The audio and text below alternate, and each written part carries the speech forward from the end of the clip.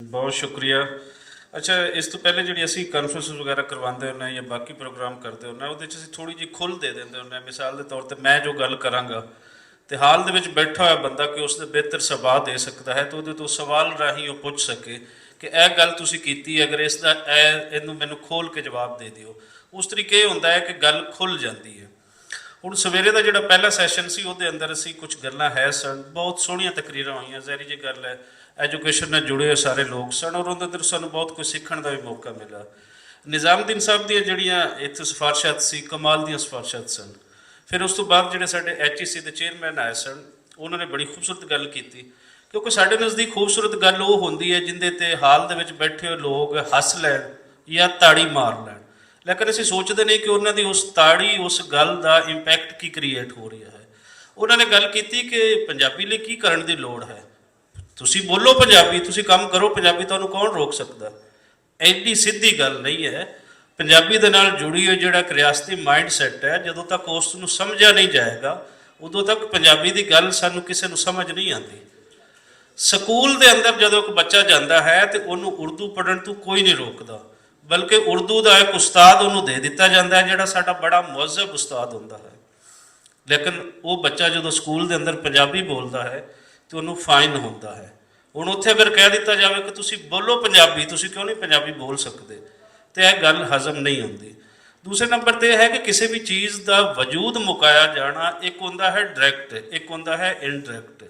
Direct ਤੇ ਸਿੱਧਾ ਸਿੱਧਾ ਸਾਨੂੰ ਨਜ਼ਰ ਆਉਂਦਾ ਹੈ ਕਿ ਸਟੇਟ ਨੇ ਉਸ ਵੇਲੇ ਅਪਣਾ ਲਈ ਜਦੋਂ ਮੁਹੰਮਦ ਅਲੀ ਜਿਨਾਹ ਨੇ ਕਿਹਾ ਸੀ ਕਿ ਉਰਦੂ ਸਾਡੀ ਕੌਮੀ ਲੈਂਗੁਏਜ ਹੋਏਗੀ। ਹਾਲਾਂਕਿ ਉਸ ਉਰਦੂ ਕੌਮੀ ਲੈਂਗੁਏਜ ਤੋਂ ਬਾਅਦ ਇੱਥੇ ਕੀ ਪਵਾੜੇ ਪਏ ਉਹਦਾ ਵੀ ਸਾਨੂੰ ਪਤਾ ਹੈ, ਲੇਕਿਨ ਉਸ ਤੋਂ ਬਾਅਦ ਇੱਕ ਖੁੱਲ੍ਹ ਦੇ ਦਿੱਤੀ ਗਈ। ਮੌਲਵੀ ਅਬਦੁਲ ਹਕ ਦਾ ਜ਼ਿਕਰ ਦੋਸਤਾਂ ਨੇ ਕੀਤਾ ਕਿ ਉਹਨਾਂ ਨੇ ਬੜਾ ਕੰਮ ਕੀਤਾ।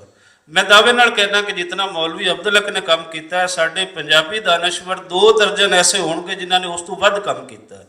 ਲੇਕਿਨ ਵਜ੍ਹਾ ਕੀ ਹੈ? ਵਜ੍ਹਾ ਇਹ ਹੈ ਕਿ ਮੌਲਵੀ ਅਬਦੁਲ ਹਕ ਦੇ ਪਿੱਛੇ ਸਟੇਟ ਖੜੀ ਹੈ, ਸਾਡੇ ਪੰਜਾਬੀ ਦੇ ਪਿੱਛੇ ਕੋਈ ਨਹੀਂ ਖੜਾ। ਪੰਜਾਬੀ ਦੇ ਪਿੱਛੇ ਉਹਨਾਂ ਨੂੰ ਗੱਦਾਰ ਕਿਹਾ ਜਾਂਦਾ ਹੈ, ਉਹਨਾਂ ਨੂੰ ਸਿੱਖਾਂ ਦਾ ਏਜੰਟ ਕਿਹਾ ਜਾਂਦਾ ਹੈ, ਉਹਨਾਂ ਨੂੰ ਇੰਡੀਆ ਦਾ ਏਜੰਟ ਕਿਹਾ ਜਾਂਦਾ ਹੈ, ਪਤਾ ਨਹੀਂ ਕਿੱਦਾਂ ਕਿੱਦਾਂ ਏਜੰਟ ਬਣਾ ਦਿੱਤਾ ਜਾਂਦਾ ਹੈ। ਸੋ ਉਸ ਮਾਈਂਡ ਸੈੱਟ ਨੂੰ ਤੋੜਨ ਦੀ ਲੋੜ ਹੈ।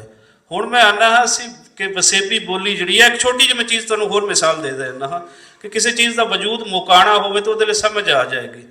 ਗੁਲਾਬ ਦਾ ਫੁੱਲ ਦੁਨੀਆ ਦਾ ਖੂਬਸੂਰਤ ਫੁੱਲ ਮੰਨਿਆ ਜਾਂਦਾ ਹੈ। ਅਗਰ ਇਸ ਨੂੰ ਸਾਡੀ ਰਿਆਸਤ ਅੱਜ ਚਾਹਵੇ ਤੇ ਅੱਜ ਉਹਦਾ ਵਜੂਦ ਮੁਕਾ ਸਕਦੀ। ਉਹ ਕਿਵੇਂ ਮੁਕਾਏਗੀ? ਇਹ ਕਹਿ ਗਈ ਕਿ ਗੁਲਾਬ ਦੇ ਫੁੱਲ ਦੇ ਅੰਦਰ ਨਾ ਸੁੰਗੜ ਦੇ ਨਾਲ ਤੁਹਾਨੂੰ ਕਈ ਤਰ੍ਹਾਂ ਦੇ ਬਿਮਾਰੀਆਂ ਜਿਹੜੇ ਹਨ ਤੁਹਾਨੂੰ ਉਹ ਪੈਦਾ ਹੋ ਸਕਦੀਆਂ। ਜਾਂ ਗੁਲਾਬ ਦੇ ਫੁੱਲ ਦੇ ਅੰਦਰ ਇੱਕ ਛੋਟਾ ਕੀੜਾ ਹੁੰਦਾ ਹੈ ਜਿਹੜਾ ਤੁਹਾਨੂੰ ਨਜ਼ਰ ਨਹੀਂ ਆਉਂਦਾ, ਉਹ ਜਦੋਂ ਤੁਸੀਂ ਨੇੜੇ ਆਓਗੇ ਤੁਹਾਡੀ ਬਾਡੀ ਦੇ ਅੰਦਰ ਚਲਾ ਜਾਏਗਾ ਔਰ ਤੁਸੀਂ ਉਸ ਕੀੜੇ ਰਾਹੀਂ ਨਾ ਕਈ ਤਰ੍ਹਾਂ ਦੇ ਕੈਂਸਰ ਦਾ ਸ਼ਿਕਾਰ ਹੋ ਜਾਓਗੇ। ਲਓ, ਇਹ ਕੰਪੇਨ ਤੁਸੀਂ ਮੀਡੀਆ ਤੇ 5 ਸਾਲ ਚਲਾ ਦਿਓ, ਜੋ ਗੁਲਾਬ ਦਾ ਫੁੱਲ ਇੱਥੇ ਨਜ਼ਰ ਆ ਜਾਵੇ ਤਾਂ ਮੈਨੂੰ ਦੱਸ ਦੇਣਾ। ਸੋ ਸਾਡੇ ਨਾਲ ਗੁਲਾਬ ਦਾ ਫੁੱਲ ਜਿਹੜੀ ਪੰਜਾਬੀ ਸੀ ਉਹਦੇ ਨਾਲ ਇਹੀ ਖੇਡ ਖੇਡੀ ਗਈ ਹੈ। ਤੇ ਜਿਹੜੇ ਬੀਨੇ ਸਾਹੀ ਸਾਹਿਬਾ ਕਹਿ ਰਹੇ ਸਨ ਨਾ ਕਿ ਇੱਥੇ ਪੰਜਾਬੀ ਦੇ ਅੰਦਰ ਸਿਰਫ ਸੂਫੀਜ਼ਮ ਮੇਰੇ ਮੀਆਂ ਇੱਥੇ ਸਾਨੂੰ ਦਿਖਾਉਂਦੇ ਹਨ, ਤੇ ਸੂਫੀਜ਼ਮ ਨੂੰ ਫਰੋਲ ਕੇ ਤਾਂ ਦੇਖੋ, ਸ਼ਾਇਦ ਕੋਈ ਥੋੜਾ ਜਿਹਾ ਤੁਹਾਨੂੰ ਫਰੋਲ ਕੇ ਸਈਦ ਸਾਹਿਬ ਬੈਠੇ ਨੇ, ਸਿਰਫ ਇੱਕ ਸੂਫੀ ਦੀਆਂ 2-4 ਲਾਈਨਾਂ ਖੋਲ ਕੇ ਦਿਖਾ ਦੇਣਗੇ। ਤੇ ਸੂਫੀਜ਼ਮ ਪੂਰਾ ਇੱਕ ਤਹਿਜ਼ੀਬ ਦੇ ਨੁਮਾਇੰਦੇ ਹੈ, ਉਹਨਾਂ ਨੇ ਸਮੋਇਆ ਹੈ ਉਸ ਸਦੀਆਂ ਦੀ ਤਹਿਜ਼ੀਬ ਨੂੰ। ਸਾਨੂੰ ਇਹ 'ਚ ਨਹੀਂ ਕਿ ਅੱਗੇ ਲੰਘ ਜਾਣਾ ਚਾਹੀਦਾ ਹੈ। ਹੁਣ ਅਸੀਂ ਆਉਂਦੇ ਹਾਂ ਮਾਡਰਨ ਵੇਜ਼ ਦੇ ਅੰਦਰ। ਵਸੇਬੀ ਬੋਲੀ ਦਾ ਕਿਤਨਾ ਅਹਿਮ ਕਿਰਦਾਰ ਹੁੰਦਾ ਹੈ ਕਿਸੇ ਵੀ ਵਸੇਬ ਵਾਸਤੇ ਜਾਂ ਸਾਡੀ ਬੋਲੀ ਦਾ। ਤਾਂ ਉਹਦੇ ਵਾਸਤੇ ਮੈਂ ਤੁਹਾਨੂੰ ਮਿਸਾਲ ਦੇਣਾ। 2009 ਦੇ ਵਿੱਚ ਮੇਰਾ ਟਰਾਂਸਫਰ ਹੋਇਆ। ਪਹਿਲੇ ਮੈਂ ਇਸਲਾਮਾਬਾਦ ਸੀ, ਉਸ ਤੋਂ ਬਾਅਦ ਪ੍ਰੋਜੈਕਟ ਕੋਆਰਡੀਨੇਟਰ ਦੇ ਤੌਰ 'ਤੇ ਲਾਹੌਰ ਮੇਰਾ ਟਰਾਂਸਫਰ ਹੁੰਦਾ ਹੈ। ਔਰ ਜਿਹੜੇ ਪਹਿਲੇ ਪ੍ਰੋਜੈਕਟ ਕੋਆਰਡੀਨੇਟਰ ਸਨ ਉਹਨਾਂ ਤੋਂ ਮੈਂ LMT ਸਟੋਰਸ ਦੀ ਲਿਸਟ ਲੈ ਰਿਹਾ ਸੀ, ਤੇ ਨਾਲੇ ਮੈਂ ਪੁੱਛ ਰਿਹਾ ਸੀ ਕਿ ਯਾਰ ਮੈਨੂੰ ਅਕਬਰੀ ਸਟੋਰ ਦਾ ਨਾ ਰਸਤਾ ਸਮਝਾ ਦੇ ਕਿ ਮੈਂ ਕਿਵੇਂ ਜਾਵਾਂ। ਹੁਣ ਉਹ ਮੈਨੂੰ समझा रहा है। मसूद साहब उन्हों का नाम से साहिवाल के रहने वाले। वो कहते अहमद भाई आप यहाँ से निकलेंगे, आपके राइट साइड पे ना गौसिया दरबार आ जाएगा, वहाँ पे आप मेन रोड पे आएंगे तो आपने लेफ़्ट स्कूल पे जाना है, लेफ़्ट पायलट स्कूल आ जाएगा, पायलट स्कूल वाले सिग्नल से आपने राइट होना है, राइट होंगे तो बेखेवाल मोड़ आ जाएगा, बेखेवाल मोड़ से आपने फिर राइट टर्न ले लेना है, राइट टर्न ले लेंगे तो लेफ़्ट साइड पर आपके एक पेट्रोल पंप आ जाएगा और राइट साइड पर आ जाएगा फरूक अस्पताल। आपने आगे सीधे चले रहना है, लेफ्ट साइड पे आपके ना अकबरी स्टोर आ जाएगा। हुण नाल बैठे सन साडे जिहड़े सन ना रीजनल मैनेजर मकसूद लीला साहब उन्हों का नाम, तो मैनूं कहंदे ओए अहमद रजा हो रहा। मैं कहा जी सर। कहंदे यार ए सीधा तू जाना है, ਇਹ ਗੌਸੀਆ ਦਰਬਾਰ ਵਾਲੀ ਗਲੀ ਤੋਂ ਤੂੰ ਨਿਕਲਣਾ ਹੈ ਤੇ ਸਿੱਧਾ ਤੂੰ ਜਾਣਾ ਹੈ, ਸਾਹਮਣੇ ਨਿਕਲੇਗਾ ਤਾਂ ਕਬਰੀ ਸਟੋਰ ਵਾਲਾ ਪਲਾਜ਼ਾ ਤੇ ਨਜ਼ਰ ਆ ਜਾਏਗਾ। ਇਹ ਹੁੰਦੀ ਹੈ ਵਸੇਬੀ ਬੋਲੀ। ਤੇ ਜਿਹੜੀ ਦੂਸਰੀ ਬੋਲੀ ਹੈ ਕਿ ਕਿਵੇਂ ਉਹਨੂੰ ਮੁਸੱਲਤ ਕੀਤਾ ਜਾਂਦਾ ਹੈ ਤੇ ਕਿਵੇਂ ਸਾਨੂੰ ਬੰਬਲ ਬੁੱਸੇ 'ਚ ਪਾਇਆ ਜਾਂਦਾ ਹੈ। ਦੂਸਰਾ ਇੱਕ ਹੋਰ ਅਸੀਂ ਚੀਜ਼ ਅਗਰ ਦੇਖਣੀ ਹੋਵੇ ਤੇ ਸਾਨੂੰ ਤਾਂ ਟੋਟਲ ਹੀ ਇਸ ਵੇਲੇ ਅਗਰ ਅਸੀਂ ਦੇਖੀਏ ਤਾਂ ਬੋਲੀ ਤਾਂ ਵਸੇਬੀ ਹੀ ਹੈ। ਮਤਲਬ ਮੈਂ ਲਾਹੌਰ ਤੋਂ ਨਿਕਲ ਜਾਣਾ ਤੇ ਲਾਹੌਰ ਤੋਂ ਬਾਹਰ ਸਾਰਾ ਕਾਰ ਵਪਾਰ ਸਾਰਾ ਕੁਝ ਉਹ ਇਸ ਬੋਲੀ ਦੇ ਅੰਦਰ ਹੀ ਹੋ ਰਹੀ ਹੈ। ਲੇਕਿਨ ਉਸ ਬੋਲੀ ਦੇ ਅੰਦਰ ਸਾਨੂੰ ਦੂਰੀ ਦਾ ਇਹ ਹੈ ਕਿ ਇੱਕ ਬੰਦੇ ਤੋਂ ਪੁੱਛਿਆ ਜਾਂਦਾ ਹੈ, ਪੰਜਾਬੀ ਤੋਂ ਪੁੱਛਿਆ ਜਾਂਦਾ ਹੈ ਕਿ ਯਾਰ ਤੇਰੀ ਕੌਮੀ ਭਾਸ਼ਾ ਕਿਹੜੀ ਹੈ, ਕੌਮੀ ਬੋਲੀ ਤੇਰੀ ਕਿਹੜੀ ਹੈ? ਤੋ ਪੰਜਾਬੀ 'ਚ ਕਹਿ ਰਹੀ ਹੁੰਦਾ ਕਿ ਮੇਰੀ ਕੌਮੀ ਬੋਲੀ ਉਰਦੂ ਹੈ। ਇਸ ਤੋਂ ਵੱਡਾ ਦੁਖਾਂਤ ਕਿਸੇ ਕੌਮ ਦੇ ਨਾਲ ਇਹ ਹੋ ਸਕਦਾ ਹੈ ਕਿ ਆਪਣੀ ਬੋਲੀ ਜਿਹੜੀ ਬੋਲ ਰਹੀ ਹੁੰਦਾ ਉਹਨੂੰ ਆਪਣੀ ਕੌਮੀ ਭਾਸ਼ਾ ਨਹੀਂ ਕਹਿ ਰਹੀ ਹੈ। ਇਹ ਸਦ ਤੱਕ ਰਿਆਸਤੀ ਮਾਈਂਡਸੈਟ ਨੇ, ਉਸ ਟੈਕਟਸ ਨੇ ਸਾਨੂੰ ਦੂਰ ਕਰ ਦਿੱਤਾ ਹੈ।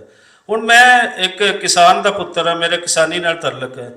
ਹੁਣ ਅਸੀਂ ਜਿਹੜੀ ਪੰਜਾਬ ਦੀ ਸਿਵਲਾਈਜੇਸ਼ਨ ਹੈ ਇਹ ਤਾਂ ਨਹੀਂ ਕਿ 47 ਦੇ ਵਿੱਚ ਬਣ ਰਹੀ ਹੈ, ਇਹ ਸਦੀਆਂ ਪੁਰਾਣੀ, ਹਜ਼ਾਰਾਂ ਸਾਲਾਂ ਪੁਰਾਣੀ ਇਹ ਤਹਿਜ਼ੀਬ ਹੈ ਜਿਹਦੇ ਵਿੱਚੋਂ ਹੜੱਪੀਅਨ ਸਿਵਲਾਈਜੇਸ਼ਨ ਜਿਹੜੀ ਉਹ ਜਨਮ ਲੈਂਦੀ ਹੈ। ਇਹਦੀ ਪੂਰੀ ਬੋਲੀ ਹੈ ਔਰ ਬੋਲੀ ਨੂੰ ਸਮਝਣ ਲੱਗਿਆ ਉਸ ਪੂਰੀ ਤਹਿਜ਼ੀਬ ਨੂੰ ਤੁਹਾਨੂੰ ਸਮਝਣਾ ਪੈਂਦਾ ਹੈ। ਤੇ ਜਿਹੜੇ ਲੋਕ ਆਖਦੇ ਨੇ ਨਾ ਕਿ ਬੋਲੀ ਮਹਿਜ਼ ਬਸ ਦੂਸਰੇ ਨੂੰ ਗੱਲ ਸਮਝਾਉਣ ਦਾ ਜ਼ਰੀਆ ਹੁੰਦੀ, ਨਹੀਂ, ਉਹ ਦੂਸਰੀ ਬੋਲੀ ਦੇ ਅੰਦਰ ਟਰਾਂਸਲੇਸ਼ਨ ਦੇ ਅੰਦਰ ਤੁਸੀਂ ਕੋਈ 80% ਸਮਝ ਸਕਦੇ ਹੋ, 100% ਤੁਸੀਂ ਨਹੀਂ ਸਮਝਾ ਸਕਦੇ। ਹੁਣ ਅਗਰ ਅਸੀਂ ਉਸ ਐਗਰੇਰੀਅਨ ਸੁਸਾਇਟੀ ਦੇ ਅੰਦਰ ਚਲੇ ਜਾਈਏ ਤੇ ਉਹਦੇ ਅੰਦਰ ਕੰਪਨੀਜ਼ ਨੇ ਸਾਡੇ ਨਾਲ ਕੀ ਕੀਤਾ, ਚੀਜ਼ਾਂ ਤੇ ਸਾਡੀਆਂ ਹੀ ਸੀ, ਬਦਲ ਕੀ ਦਿੱਤਾ, ਸਿਰਫ ਬੋਲੀ ਬਦਲ ਦਿੱਤੀ। ਬੋਲੀ ਬਦਲ ਕੇ ਉਹਨਾਂ ਨੇ ਇਕੱਠ ਕੀਤੇ, ਪੈਸਟੀਸਾਈਡਸ ਗਰੁੱਪ ਨੇ, ਬਾਕੀ ਚੀਜ਼ਾਂ ਨੇ, ਔਰ ਆਪਣੇ ਬੈਨੀਫਿਟਸ ਹਾਸਿਲ ਕੀਤੇ। ਹੁਣ ਨੁਕਸਾਨ ਕੀ ਹੋਇਆ ਕਿ ਉਸ ਬੋਲੀ ਦੇ ਅੰਦਰ ਜਿਹੜਾ ਮੁਹੰਮਦ ਬਖਸ਼ ਰਾਈ ਹੈ, ਅਗਰ ਉਹ ਮੇਰੇ ਬਾਪ ਨੂੰ ਦੱਸ ਰਿਹਾ ਹੈ ਕਿ ਇਸ ਵੇਲੇ ਵਾਈ ਨੂੰ ਪਾਣੀ ਦੀ ਲੋੜ ਹੈ, ਜਾਂ ਮੇਰਾ ਬਾਪ ਕਿਸੇ ਨੂੰ ਦੱਸ ਰਿਹਾ ਹੈ ਕਿ ਇਸ ਵੇਲੇ ਇਹਨੂੰ ਇਹ ਲਪਾ ਦੇ, ਇਸ ਜ਼ਮੀਨ ਤੇਰੀ ਕਮਜ਼ੋਰ ਹੋ ਚੁੱਕੀ ਹੈ, ਉਹਨਾਂ ਨੇ ਉਹਦੇ ਹੀ ਨਾਮ ਬਦਲ ਦਿੱਤੇ, ਟਰਮਸ ਬਦਲ ਦਿੱਤੀਆਂ। ਉਹਦੇ ਨਾਲ ਕੀ ਹੋਇਆ ਕਿ ਕਾਰਪੋਰੇਟ ਸੈਕਟਰ ਤਾਂ ਫਾਇਦੇ ਚੁੱਕ ਗਿਆ, ਲੇਕਿਨ ਜਿਹੜਾ ਕਿਸਾਨ ਸੀ ਉਹ ਡੌਰ ਬਾਰਾ ਹੋ ਗਿਆ, ਉਹਨੂੰ ਕਿਸੇ ਚੀਜ਼ ਦੀ ਸਮਝ ਨਹੀਂ ਆਈ। ਜਿਹੜਾ ਉਹਦਾ ਰਵਾਇਤੀ ਵੇ ਸੀ ਉਹ ਉਸ ਤੋਂ ਵੀ ਹਟ ਗਿਆ। ਜਿਹੜਾ ਕਿ ਮਾਡਰਨਾਈਜ਼ ਜਿਹੜਾ ਅਸੀਂ ਕਹਿੰਦੇ ਕਿ ਮਾਡਰਨਿਜ਼ਮ ਦੇ ਅੰਦਰ ਦੇ ਇਸਤਲਾਹਾਂ ਸੀ ਉਹ ਉਸ ਨੂੰ ਵੀ ਨਹੀਂ ਸਮਝ ਪਾਇਆ। ਫਿਰ ਅਗਰ ਅਸੀਂ ਜਾਈਏ ਮੈਡੀਕਲ ਦੇ ਅੰਦਰ, ਜਿਵੇਂ ਤੁਸੀਂ ਦੱਸ ਰਹੇ ਸੀ, ਅਸੀਂ ਤੇ ਮਤਲਬ ਇੱਕ ਬਿਮਾਰ ਹੈ, ਮਿਸਾਲ ਦੇ ਤੌਰ ਤੇ ਪਿੰਡਾਂ ਥਾਵਾਂ ਤੇ ਜਿਹੜੀਆਂ ਵੱਡੀਆਂ ਔਰਤਾਂ ਹਨ, ਈਵਨ ਕਿ ਪੜ੍ਹੀਆਂ ਲਿਖੀਆਂ ਬੀਬੀਆਂ, ਉਹਨਾਂ ਨੂੰ ਨਹੀਂ ਸਮਝ ਆਉਂਦੀ ਕਿ ਜਿਹੜੇ ਸਾਡੇ ਮਰਜ਼ ਹਨ ਉਹ ਜਦੋਂ ਵੱਡੇ ਡਾਕਟਰਸ ਦੇ ਕੋਲ ਆਉਂਦੇ ਨੇ ਤਾਂ ਉਹ ਮਰਜ਼ ਬਦਲ ਜਾਂਦੇ ਨੇ। ਮਤਲਬ ਤਾਪ ਤੇ ਤਾਪ ਹੀ ਰਹਿਣਾ ਹੈ, ਜਾਂ ਕੋਈ ਫੀਵਰ ਹੋ ਕੇ ਕੋਈ ਵੱਡਾ ਸਾਰਾ ਤਾਪ ਬਣ ਜਾਏਗਾ, ਉਹ ਤਾਪ ਹੀ ਰਹੇਗਾ ਨਾ। ਸੋ ਬੋਲੀ ਦੇ ਬਦਲਣ ਦਾ, ਵਸੇਬੀ ਬੋਲੀ ਦੇ ਬਦਲਣ ਦੇ ਨਾਲ ਉਸ ਡਾਕਟਰ ਨੂੰ ਤਾਂ ਫਾਇਦਾ ਹੁੰਦਾ ਹੈ, ਮਰੀਜ਼ ਨੂੰ ਨੁਕਸਾਨ ਹੁੰਦਾ ਹੈ। ਫਿਰ ਅਸੀਂ ਇਸ ਵਸੇਬੀ ਬੋਲੀ ਤੋਂ ਦੂਰ ਹੋ ਕੇ ਨਾ ਤੇ ਅਸੀਂ ਖਾਹ ਮਖਾ ਤੇ ਅਸੀਂ ਮੁਜਰਮ ਜੇ ਬਣ ਗਏ। ਅਸੀਂ ਪਿਛਲੇ ਦਿਨੋਂ ਤੁਸੀਂ ਦੇਖਿਆ ਹੋਵੇਗਾ ਸੁਪਰੀਮ ਕੋਰਟ ਦੇ ਵਿੱਚ ਇੱਕ ਵਾਪਡਾ ਦਾ ਮੁਲਾਜ਼ਮ ਸੀ, ਉਹ ਆਪਣਾ ਕੇਸ ਲੈ ਕੇ ਜਾਂਦਾ ਹੈ ਤੇ ਉੱਥੇ ਅੰਗਰੇਜ਼ੀ ਔਰ ਉਰਦੂ 'ਚ ਲੋਕ ਗੱਲ ਕਰ ਰਹੇ ਹਨ ਤੇ ਉਹ ਆਪਣੀ ਬੋਲੀ ਦੇ ਅੰਦਰ ਆਪਣਾ ਦਰਦ, ਆਪਣਾ ਬਿਆਨ ਜਿਹੜਾ ਹੈ ਉਹ ਦੱਸਣਾ ਚਾਹ ਰਿਹਾ ਹੈ, ਲੇਕਿਨ ਸੁਪਰੀਮ ਕੋਰਟ ਦੇ ਜੱਜ ਸਾਹਿਬ ਜਿਹੜੇ ਹਨ ਉਸ ਨੂੰ ਮਨਾ ਕਰ ਦਿੰਦੇ ਹਨ। ਹੁਣ ਜ਼ਰੂਰੀ ਹੈ ਕਿ ਉਹ ਕਿਸੇ ਹੋਰ ਬੋਲੀ ਦੇ ਅੰਦਰ ਉਹ ਇਤਨਾ ਪੜ੍ਹ ਕੇ ਜਾਵੇ ਕਿ ਉਹਦੇ ਅੰਦਰ ਹੀ ਉਹ ਕੋਰਟ ਦੇ ਅੰਦਰ ਦੱਸੇ। ਸੋ ਵਸੇਬੀ ਬੋਲੀ ਨੂੰ ਜਿਹੜਾ ਅਸੀਂ ਦੂਰੀ ਇਸ ਤੋਂ ਅਸੀਂ ਕਰ ਰਹੇ ਹਾਂ, ਉਸਨੇ ਸਾਨੂੰ ਬਹੁਤ ਹੱਦ ਤੱਕ ਆਪਣੇ ਦਰਦ, ਆਪਣੇ ਦੁੱਖ ਉਹ ਵੀ ਦੱਸਣਾ ਬੁਲਾ ਦਿੱਤੇ ਹਨ। ਅਸੀਂ ਇੱਕ ਆਰਟੀਫਿਸ਼ਲ ਜੀ ਕੌਮ ਬਣ ਗਏ ਹਾਂ, ਜਿੱਦਾਂ ਕੋਈ ਜ਼ਮੀਨ ਤੇ ਖੜੇ ਹੋ ਕੇ ਆਪਣੀ ਜ਼ਮੀਨ ਦੇ ਨਾਲ ਜੁੜਤ ਤੋਂ ਬਹੁਤ ਦੂਰ ਕਰ ਦਿੱਤਾ ਗਿਆ ਹੈ। ਈਵਨ ਕਿ ਅਸੀਂ ਅੱਜ ਸਾਨੂੰ ਦਰਦ ਹੁੰਦਾ ਹੈ ਨਾ, ਬਹੁਤ ਜ਼ਿਆਦਾ ਦਰਦ ਹੁੰਦਾ ਹੈ ਤੇ ਅਸੀਂ ਓ ਮਾਈ ਗॉड ਤੇ ਅਸੀਂ ਤੇ ਵੀ ਭੁੱਲ ਗਏ ਕਿ ਹਾਲ ਓ ਮੇਰੇ ਰੱਬਾ, ਇਹ ਹਾਲ ਓ ਮੇਰੇ ਰੱਬਾ ਦਾ ਜਿਹੜਾ ਦਰਦ ਹੈ ਨਾ, ਉਹ ਓ ਮਾਈ ਗॉड ਕਿਤੇ ਵੀ ਐਕਸਪ੍ਰੈਸ਼ਨ ਦੇ ਅੰਦਰ ਨਹੀਂ ਆ ਸਕਦਾ। ਸੋ ਲੋੜ ਇਸ ਗੱਲ ਦੀ ਹੈ ਕਿ ਜਿਵੇਂ ਅਸੀਂ ਯੂਨੀਵਰਸਿਟੀਜ਼ ਦੇ ਅੰਦਰ ਖੜੇ ਹਾਂ, ਕਰਨਾ ਤੇ ਹੈ, ਉਹ ਇਦਾਰੇ ਕਰਨ, ਉਹ ਆਮ ਲੋਕ ਕਰਨ। ਕਿਸੇ ਵੀ ਕੌਮ ਦੀ ਜਿਹੜੀ ਹਾਲਤ ਹੋਈ ਹੈ, ਜਿਹੜੀ ਬੋਸਰੀਆ ਦੀ ਮਿਸਾਲ ਦੇ ਰਹੇ ਸੀ, ਸਾਡਾ ਤੇ ਉਸ ਤੋਂ ਵੀ ਮਾੜਾ ਹਾਲ ਹੈ। ਅਸੀਂ ਤਾਂ ਆਪਣੀ ਬੋਲੀ ਦੇ ਨਾਲ ਜੀਂਦੇ ਹੋਏ ਇਸ ਬੋਲੀ ਦੇ ਦੁਸ਼ਮਣ ਬਣ ਕੇ ਬੈਠੇ ਹਾਂ। ਯੂਨੀਵਰਸਿਟੀਜ਼ ਨੂੰ ਕਰਨ ਦੀ ਲੋੜ ਹੈ। ਨਿਜ਼ਾਮ ਸਾਹਿਬ ਦੀਆਂ ਜਿਹੜੀਆਂ ਸੀ ਸੁਜੈਸ਼ਨਸ, ਬੜੀਆਂ ਖੂਬਸੂਰਤ ਸੁਜੈਸ਼ਨ ਸੀ, ਉਹਨਾਂ ਨੂੰ ਹਵਾ ਦੇ ਵਿੱਚ ਨਹੀਂ ਉਡਾਉਣਾ ਚਾਹੀਦਾ। ਮੈਂ ਡਾਕਟਰ ਨਬੀਲਾ ਸਾਹਿਬਾਂ ਨੂੰ ਦੱਸਾਂਗਾ ਕਿ ਉਹਨਾਂ ਦੇ ਨਾਲ ਇੱਕ ਸੀਟਿੰਗ ਹੋਣੀ ਚਾਹੀਦੀ ਹੈ ਔਰ ਉਹਦੇ ਅੰਦਰ ਮੁਖਤਲਿਫ ਇਦਾਰੇ ਕੰਮ ਕਰਨ। ਆਸਿਮ ਸਾਹਿਬ ਬੈਠੇ ਹਨ, ਹੋਰ ਜਿਤਨੇ ਇਦਾਰੇ ਹਨ, ਬਾਕੀ ਪੰਜਾਬੀ ਸੇਵਕ ਤੇ ਖੜੇ ਹਨ। ਪੰਜਾਬੀ ਸੇਵਕ ਤੇ ਖੜੇ ਹੋਣ ਦਾ ਇੱਕ ਫਾਇਦਾ ਇਹ ਹੋਇਆ ਕਿ ਸਾਡੇ ਪੰਜਾਬੀ ਡਿਪਾਰਟਮੈਂਟ ਕਾਇਮ ਹਨ ਅੱਜ ਤੱਕ। ਅਗਰ ਪੰਜਾਬੀ ਸੇਵਕ ਨਾ ਖੜੇ ਹੁੰਦੇ, ਸਾਡੇ ਜੇ ਕਮਰੇ ਮੈਦਾਨ ਵਿੱਚ ਨਾ ਹੁੰਦੇ, ਤੇ ਸ਼ਾਇਦ ਸਾਨੂੰ ਸੀਟਾਂ ਸੂਟਾਂ ਨਾ ਲੱਭਦੀਆਂ, ਪੰਜਾਬੀ ਪੜ੍ਹਾਏ ਜਾਂਦੇ, ਤੁਸੀਂ ਬਿਹਤਰ ਸਮਝਦੇ ਹੋ। ਲੇਕਿਨ ਅਗਲੀ ਗੱਲ ਹੈ ਕਿ ਇਹਨੂੰ ਗ੍ਰੈਜੂਅਲੀ ਅਸੀਂ ਦੇਖਣਾ ਹੈ ਕਿ ਜਿਹੜਾ ਅਹਿਮਦ ਰਜ਼ਾ ਕਰ ਸਕਦਾ ਹੈ ਉਹ ਕਰੇਗਾ, ਜਿਹੜਾ ਇਕਬਾਲ ਬਰਾੜ ਸਾਹਿਬ ਕਰ ਸਕਦੇ ਨੇ, ਜਗਮੋਹਨ ਸਾਹਿਬ ਕਰ ਸਕਦੇ ਨੇ, ਉਹ ਕਰਨਗੇ। ਸੋ ਕਿੰਨੇ ਕਿੰਨੇ ਕਰਨਾ ਹੈ, ਕੰਮ ਵੰਡਣ ਦੀ ਲੋੜ ਹੈ।